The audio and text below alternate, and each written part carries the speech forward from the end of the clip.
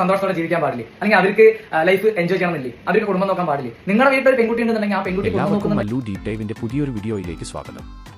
ഏറ്റവും പുതിയ ന്യൂസ് അപ്ഡേറ്റ്സിനായി മറക്കാതെ ഈ ചാനൽ സബ്സ്ക്രൈബ് ചെയ്യുക.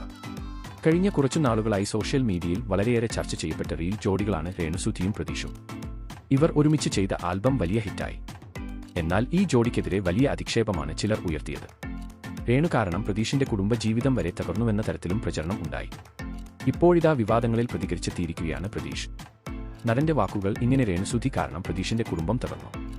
ഇത്തരത്തിൽ മോശം കമന്റുകൾ ഇടുന്നവരോടുള്ള ചോദ്യമാണ്: നമ്മുടെ ഈ സ്വന്തം നാട്ടിൽ അമ്മയെ തല്ലിക്കൊല്ലുന്ന മക്കളുണ്ട്, സ്വന്തം കുഞ്ഞുങ്ങളെ കൊല്ലുന്നുണ്ട്. ഇവർക്കെതിരെ നിങ്ങൾ എന്തേലും ശബ്ദം ഉയർത്തിയിട്ടുണ്ടോ? സ്വന്തം കുടുംബത്തിനു വേണ്ടി നെട്ടോട്ടമോടുന്ന ഒരു സ്ത്രീക്കെതിരെയല്ല നിങ്ങൾ സൈബർ ആക്രമണം നടത്തേണ്ടത്. നാടിനെ ദ്രോഹിക്കുന്നവരെയാണ് ഉപദ്രവിക്കേണ്ടത്. ചിലരുടെ ചോദ്യം വിധവകൾ ഇങ്ങനെയൊക്കെ ചെയ്യാൻ പാടുണ്ടോ എന്നാണ്. അതെന്താണ്? വിധവകളൊന്നും മനുഷ്യരല്ലേ? അവർക്ക് സന്തോഷത്തോടെ ജീവിക്കണ്ടേ? എത്ര നടീനന്മാർ കിസ്സിംഗ് രംഗങ്ങൾ അഭിനയിക്കുന്നുണ്ട്.